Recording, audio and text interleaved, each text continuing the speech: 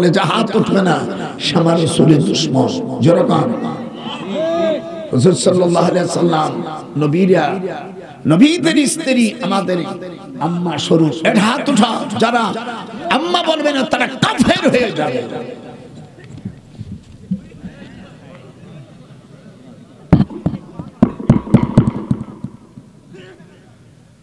নবীরই কয় ভাই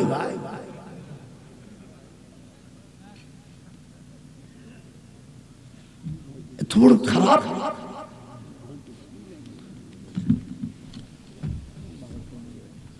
এদিকে আসো, আমি বুড়ো মানুষ, একটু আমার হেল্প করো। থাক তুই আসিস কে, আমি দেখবো ওটা। হায় হায়, এদিক শোনা, আল্লাহর হাবিব হাদিস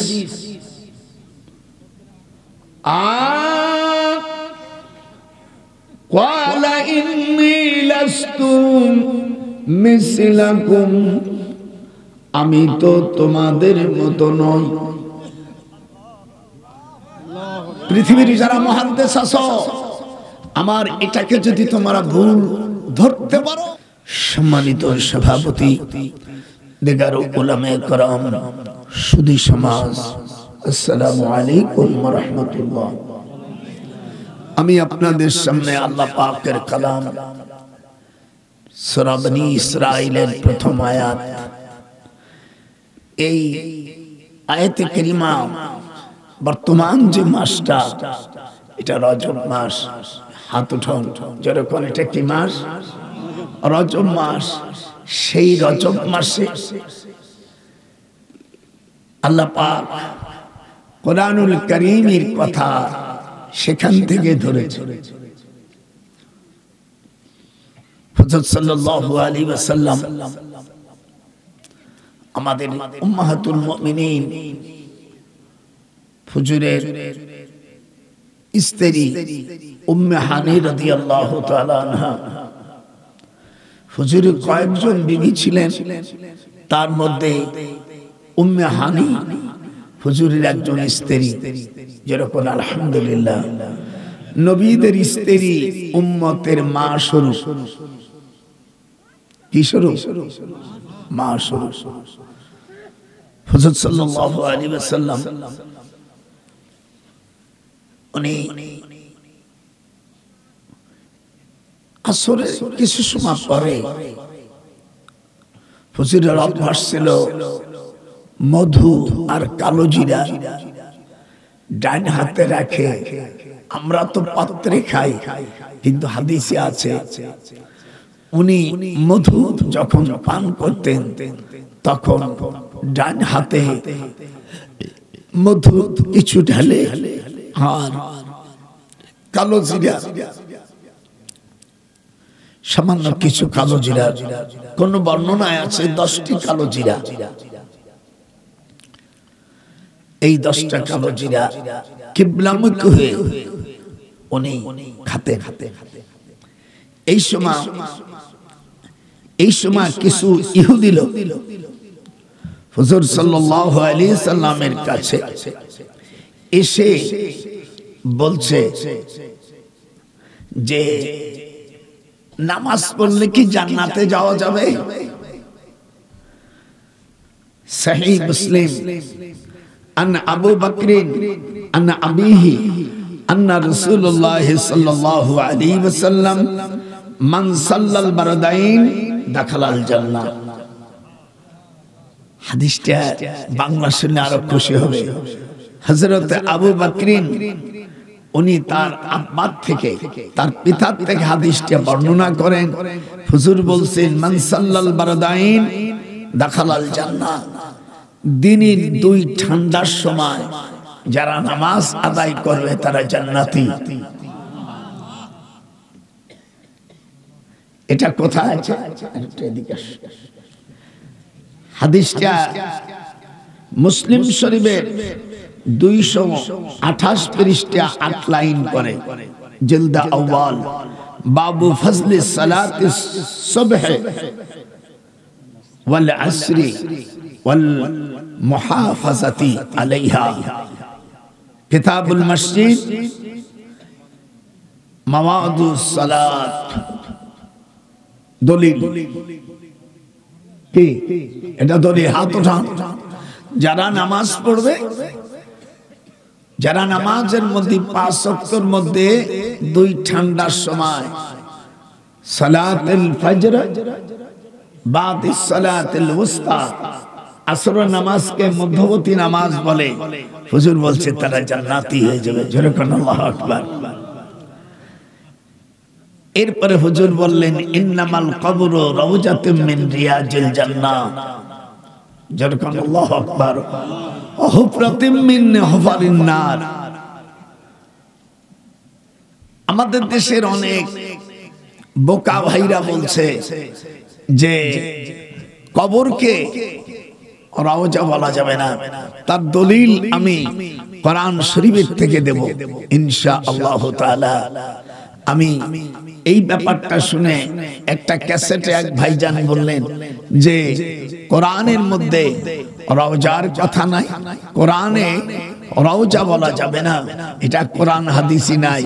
আমি আপনাদের সামনে আলহামদুলিল্লাহ আমি কোরআন শরীফ থেকে দলিল দিচ্ছি। সূরা রুমের 15 নম্বর আয়াতে আল্লাহ কি বলছেন দেখেন রওজার কথা, এবং 25 পারা সূরা সূরা আল্লাহ পাক কোরআনে বলেন বিসমিল্লাহির রহমানির রহিম ফাআম্মাল্লাযীনা আমানু ওয়া আমিলুস সালিহাতি ফাহুম ফি রাউজাতিন ইউহবারুন। আল্লাহু আকবার বলেন। কোরআন এবং হাদিসটা সব দলিল। এই মাওলানা দেখেছেন বলছে, আমি নাম বলবো না, তার ছোট আমি বলি, আমাদের দেশের অধিকাংশ বক্তার হলো ক্যাসেট মুখস্থ করে ওয়াজ করে, কোরআন হাদিসই। আমি সাথে সাথে ওনাকে টেলিফোন করলাম যে আপনি কোরআন হাদিস ঘাটেন, আপনি এই কথাটা আল্লাহ যেটা কোরআনে বলেছেন সেইটা যদি কেউ অস্বীকার করে তখন সে মুসলমান থাকে না। একটু হাত উঠো করেন। আমি যত সময় আজকে এই রজব মাসে যে ঘটনাগুলো নাজেল হয়েছে কোরআনে এবং হাদিসে, আমি তার অন্য মাসে আর যাব না। উলামা ভাইরা, মিডিয়া ভাইরা, এই রমাজ আমি তাকে বলেছি, আমি বলছি, আমি গালাগালি করি না, আমি আমার ভাইকে বলবো আপনি একটু কোরআন হাদিস পড়েন, কারণ ক্যাসেট মুখস্থ করে ওয়াজ করা যায় না। আল্লাহ রাব্বুল আলামিন বলেন যারা ঈমান এনেছে, নেক আমল করেছে, তারা বাগানে জান্নাতের উৎফুল্ল অবস্থায় থাকবে। ফাআম্মাল্লাযীনা আমানু, একটু জোরে পড়েন, কোরআন হাদিসের বাইরে হবে না। ফাআম্মাল্লাযীনা আমানু ওয়া আমিলুস সালিহাতি ফাহুম ফি রাউজাতিন ইউহবারুন। এটা সূরা নূর।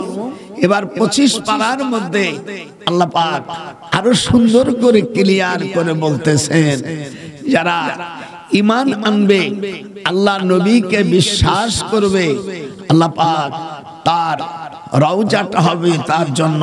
এটা 22 পারা, 25 পারা 22 নম্বর আয়াতে আল্লাহ রাব্বুল আলামিন বলেন, আল্লাহ রাব্বুল আলামিন বলেন ওয়াল্লাযীনা আমানু ওয়া আমিলুস সালিহাতি ফি রাউজাতিল জান্নাত।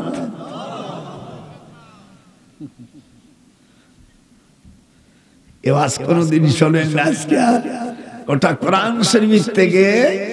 যারা ঈমানদার, যারা নবী, যারা রাসূল, এদের কবরটাকে তোমরা রওজা বলা হয়েছে। আল্লাহু আকবার বলবেন। আর আমার হুজুরের রওজা তো ওখানে লেখা আছে যে মা বাইনা বাইতি রাউজাতুম মিন রিয়াজিল জান্নাহ। আল্লাহু আকবার। আরো যখন আল্লাহু আকবার। এটা আমার হাউস, এটা আমার কাউসার। হুজুর সাল্লাল্লাহু আলাইহি সাল্লামের রওজাকে, কবরকে রওজা বলা যাবে না। কত বড় ধৃষ্টতা, এরা কোথায় নিয়ে চলে গেছে এই মূর্খরা। আমি বললাম যে তোমরা কয়েকজন বক্তা হইছো ওই ক্যাসেট মুখস্থ করে লেখাপড়া শেখো। আমি দোয়া করি তোমরা বড় আলেম, আরো বক্তা বড় ভালো হও, কিন্তু কোরআন শরীফের মধ্যে যা আছে সেখানে হাত দিতে গেলে কেন? হুজুর সাল্লাল্লাহু আলাইহি ওয়াসাল্লাম বলছেন যারা দুই ঠান্ডার সময় নামাজ পড়বে তারা জান্নাতি। এই সার্টিফিকেট দিয়েছে কে? আল্লাহর হাবিব। এটা হাত উঠান, কে দিয়েছে? হুজুর সাল্লাল্লাহু আলাইহি ওয়াসাল্লাম উনি মাগরিবের সময় আম্মা জানকে বলছে আমাকে আজকে তুমি শসার সঙ্গে মধু মেখে দাও। আম্মা জান মধু আর শসা সঙ্গে দিয়ে তো বলছে অন্যদিন আপনি কালো জিরার মধু পান করে খান, আজকে বলে আজকে আমি এক জায়গায় যাব, দেখে কি কাবা শরীফের পাশে যেটা বর্তমান 1 নম্বর গেট মালিক ইবনে আব্দুল আজিজ গেট, এখানে যারা হজ করেছেন মালিক ইবনে আব্দুল আজিজ গেট 1 নম্বর গেট, গেটের সামনে বরাত দাঁড়িয়ে আছে। আল্লাহু আকবার। আম্মা জান বললেন এটাই করে আপনি কই যাবেন? বলে এটা আমি যাব বাইতুল আকসা, যেখানে হাজার হাজার আম্বিয়া আলাইহিস সালামের জন্ম। এটা হলো ফিলিস্তিন, এটা মসজিদ আকসা। জোরে কান আল্লাহু আকবার। সুবহানাল্লাযী আসরা বিআবদিহি লাইলাম মিনাল মাসজিদিল হারাম ইলাল মাসজিদিল আকসা। বাইতুল মুকাদ্দাস তিনি কাবা শরীফ থেকে মদিনায় 400 মাইল, আর মদিনা থেকে 400 মাইল উত্তরে হলো বাইতুল মুকাদ্দাস। আমার জীবনে 2 বার আল্লাহ বাইতুল মুকাদ্দাসে যাওয়ার সৌভাগ্য হয়েছে। আল্লাহু আকবার। কিভাবে গেলাম? বাংলাদেশের থেকে যাওয়া যায় না। আমি বাসা আমার ইন্ডিয়া, আমি আমার বাসা করেছি আমার দাদির যে জায়গা, এই জায়গায় আমি বাসা করে আমি ইন্ডিয়ারও নাগরিক। কত দূর চালাক তোরা! আমার দাদির ভাইরা থাকতে আমরা সবাই আলেম। আমি প্রস্তাব দিলাম আমার দাদি 4 মার 19 ভাই, আর আমার দাদি হলো প্রথম পক্ষের একা। আমার দাদি সকলের বড়, তা দাদারা সকলে মুহাদ্দিস। আমি বললাম মান কাতা মিরাসাহু কাতা আল্লাহু আবদি, যে মানুষের মিরাসকে নষ্ট করে দেয় সে আল্লাহর বান্দার থেকে কেটে যায়। আমার দাদির ছোট ভাই মুহাদ্দিস, দিল্লি জামিয়া রহিমিয়া মাদ্রাসা শেখুল হাদিস, আমিও ওখানে মুহাদ্দিস। উনি বয়স বড়, আমি দেওবন্দের থেকে ওখানে যে শেখুল হাদিস হিসেবে বুখারী পড়াই। তো আলহামদুলিল্লাহ দাদা ভাই বলছে যে তুমি তো বেকায়দা ফেলালিয়া। আমি বেকায়দা না, আপনাকে আমি আখিরাতের থেকে, যেহেতু আপনার বোন আমার দাদি, তারও তো একটা অংশ আছে। কথা বল না কেন? আল্লাহর হাবিব বলছেন যে মেরাজ নষ্ট করবে, অংশ কেড়ে নেবে, আল্লাহর বান্দার থেকে সে নাম কেটে যাবে। বাজান আমার কাছে আসো, শোনো, আজকে কলেজে ভরে শোনো। ওলামা একটা শব্দ আমি বাইরে বললে তুমি সাথে সাথে বলবা হুজুর এটা নাই, আর আমি এটা বলতেছি মিডিয়া। একটি কথা হুজুর বলছেন, যদি কার সম্পদ মিরাজকে নষ্ট করে দেয়, আল্লাহর বান্দার থেকে সে বাদ পড়ে যায়। কথা বলা যাবে না? আপনারা যেরকম বলা যাবে না।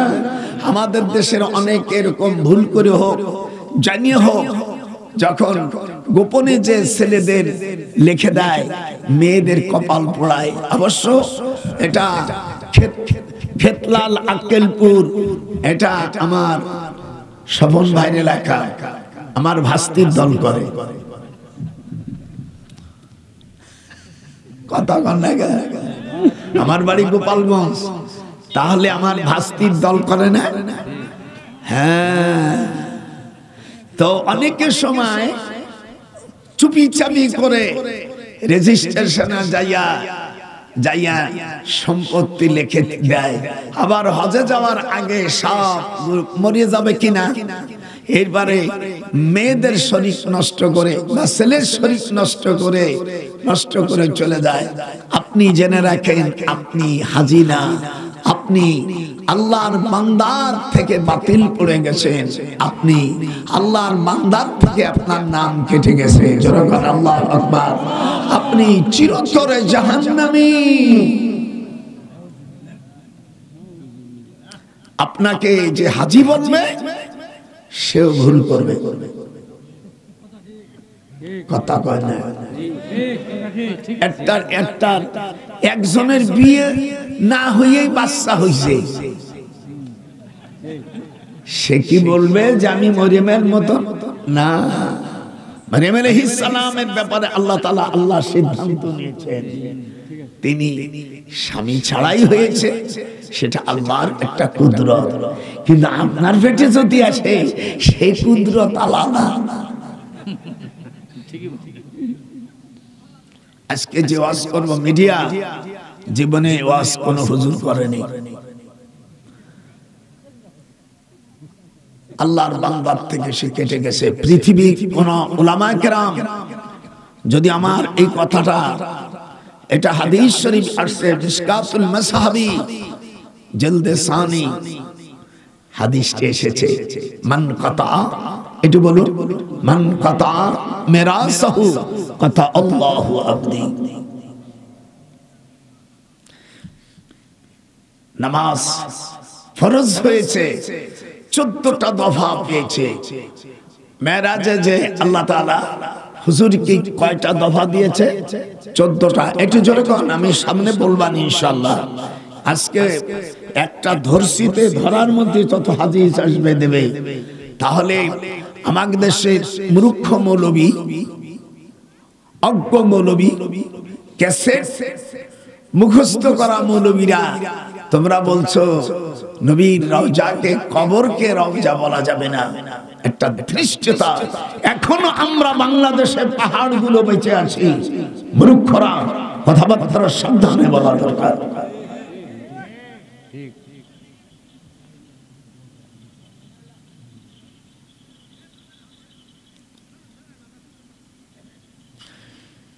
إن كادت لتبدي به لولا أن ربطنا على قلبها لتكون من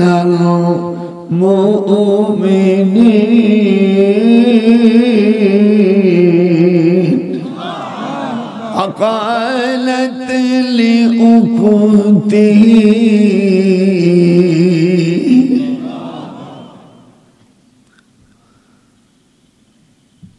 আর শুরুতে তো বলেইছি সুবহানাল্লাযী আসরা বিআবদিহি লাইলাম মিনাল মাসজিদিল হারাম ইলাল মাসজিদিল আকসা। আল্লাহু আকবার। মক্কা শরীফ থেকে 400 মাইল উত্তরে মদিনা, আর মদিনা থেকে আরো 400 মাইল দূর হলো বাইতুল আকসা। এটা হেব্রন এলাকা। এই জেলার নাম হেব্রন। কি নাম? হেব্রন। আর এলাকাটার নাম গাজা, পূর্ব গাজা, চন্দেশখালী, বেতেলহেম, বাইতুল মুকদ্দাস। আমার জীবনে আমি ভারতের থেকে, ভারতের এয়ারলাইন্সে, যেই তো আমার বাড়িও ইন্ডিয়া,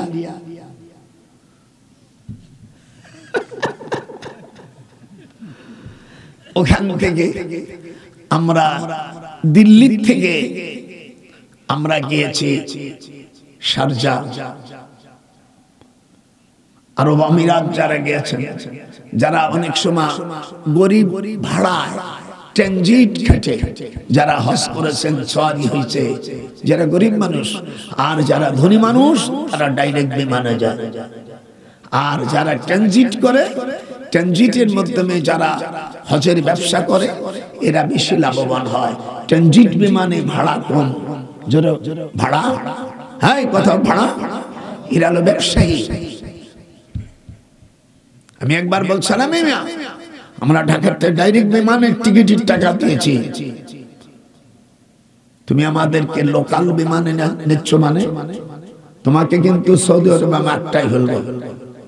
যেহেতু আমি ইউনিভার্সিটি প্রফেসর ছিলাম, খালি ইঙ্গিত দিলে তোমার হজের ব্যবসার গোষ্ঠী শেষ। আমার সকলের টাকা ফেরত দেয়, আমার কাগজের আপনি থাপ্পড় দেবো। এই জন্য আমি চিন্তা করি যারা হাজিদের টাকা আত্মসাৎ করে এদের কিয়ামতের ময়দানে কি অবস্থা হবে। ওকে বাড়ির কাছে কাবা শরীফের কাছে বাসা দেব, আজিজিয়ে থুয়ে দেশে আপনারা তো জানেন না এই বাটপাড়। আমি আমার ভাস্তিকে হাসিনাকে বলেছি যে এই বাটপাড় গুলোর সব লাইসেন্স ক্যান্সেল করে দেন, এই আমি বলি না, যেহেতু আমি কোলে করে মানুষ করছি, আমি দেন কতটা দে 95-96 বছর বয়স আমার বেটা। হায় হায় হায় হায়, শয়তানি জায়গা বানা। হুজুর এদিক দেখেন, মক্কা শরীফ থেকে মদিনায় কয়শো মাইল, এরকম হাত উঠায়। অন্য জায়গায় শুনি একটু ভালো স্বপ্নপুরীর হিসাব নিবি, মস্তানের হিসাব নিবি, কিন্তু মক্কা থেকে মদিনার হিসাব তো নিবি না।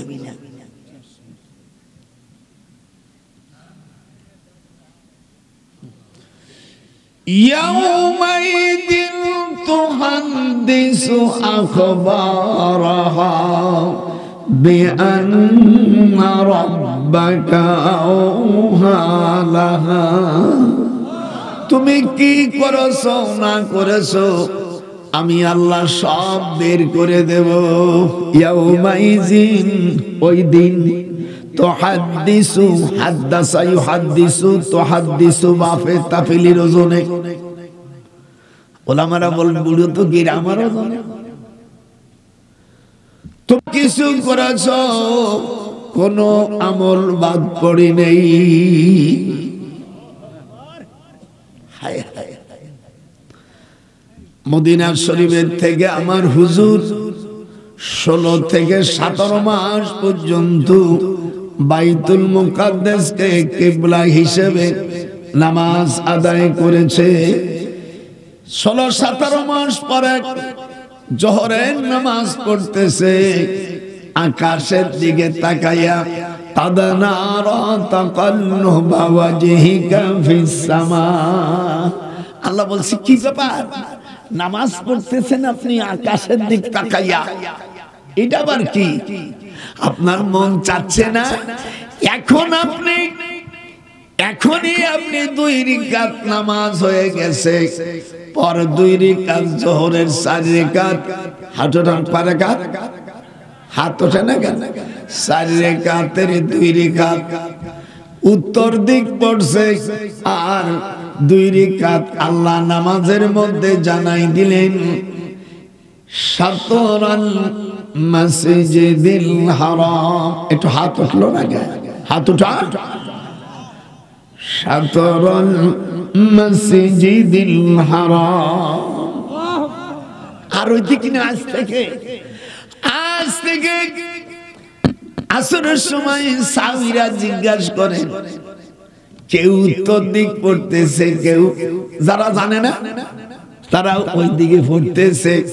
আল্লাহর হাবিব মসজিদে কুবায়, মসজিদে কুবা মদিনার সর্বপ্রথম মসজিদ, যেখানে মান সাল্লা আলাই, যারা নাকি রাকাতাইন 2 রাকাত নামাজ মসজিদে কুবা আদায় করবে, আল্লাহর হাবিব বলেন তাকে একটা উমরা হজের নেকি দেওয়া হবে।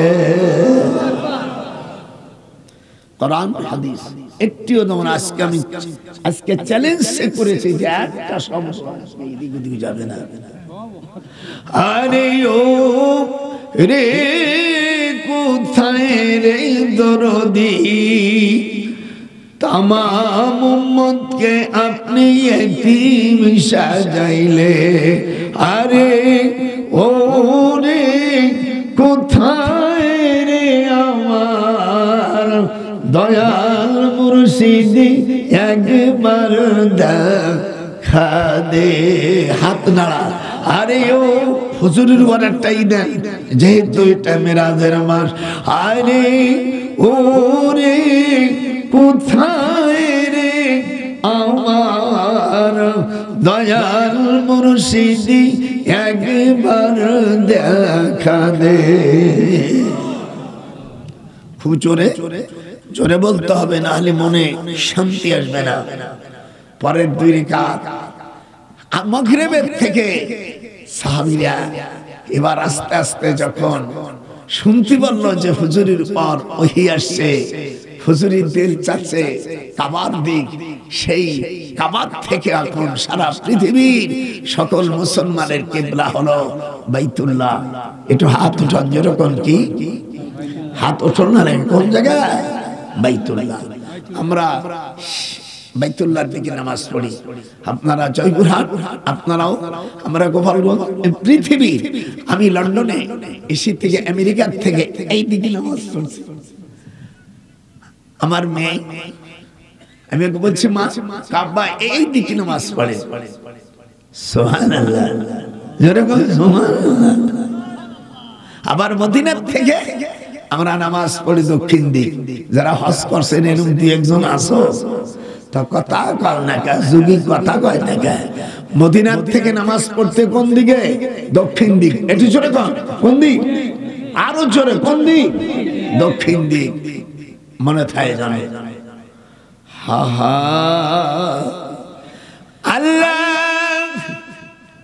হুজুরকে বাইতুল মুকাদ্দাসে নেওয়ার পরে দেখে সকল আম্বিয়া কেরাম, একটু হাত উঠা, আম্বিয়া কেরাম উপস্থিত হয়ে গেছে, একজনও বাকি নাই রুহানি হালাতে।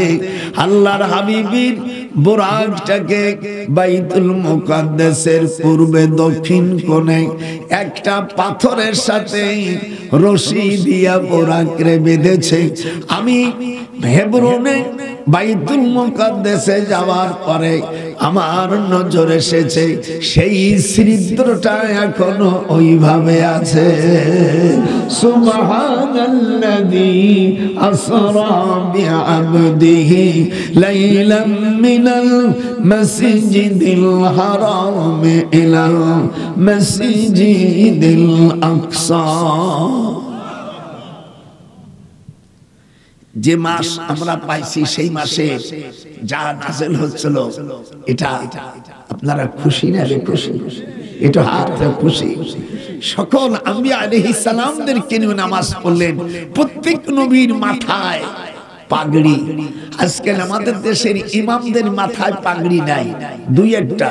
আমি আমার ভাস্তিকে বলেছি মডেল মসজিদ করছো, আমি খুশি, কিন্তু ইমামগুলো যদি মিলাদ না পড়ে, দুরুদ না পড়ে, ওদেরকে মসজিদ থেকে বের করে দেয়। দেন না, দে। ছোটবেলায় কোলে করছে, আমি দেন করতে পারবো না। এই মূর্খদের বের করে দেয়। যারা মিলাদ পড়বে না, যারা মিলাদুন নবী করবে না, যারা রাসূলকে ভাই বলে, এত বড় বেয়াদব আমি দুনিয়ায় দেখিনি। নবী পিতৃর সমতুল্য, কথা বলেন না? নবী কি একটু কথা বলে যা হাত উঠবে না, আমার রাসূলের দুশমন। যেরকম হুজুর সাল্লাল্লাহু আলাইহি সাল্লাম, নবীরা, নবীদের স্ত্রী আমাদের আম্মা স্বরূপ। এর হাত উঠা, যারা আম্মা বলবে না তারা কাফের হয়ে যাবে।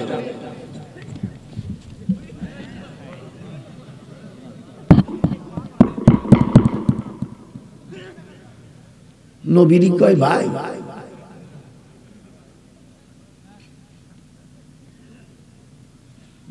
এত বড় খারাপ।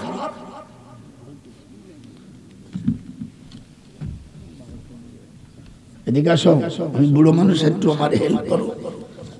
থাক, তুই আসিস কি, আমি দেখবো ওটা।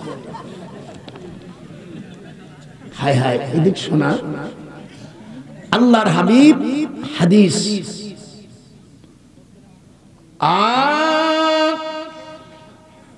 ক্বালা ইন্নী লাস্তু মিসলাকুম, আমি তো তোমাদের মতো নই। পৃথিবীর যারা মুহাদ্দিস আছো, আমার এটাকে যদি তোমরা ভুল ধরতে পারো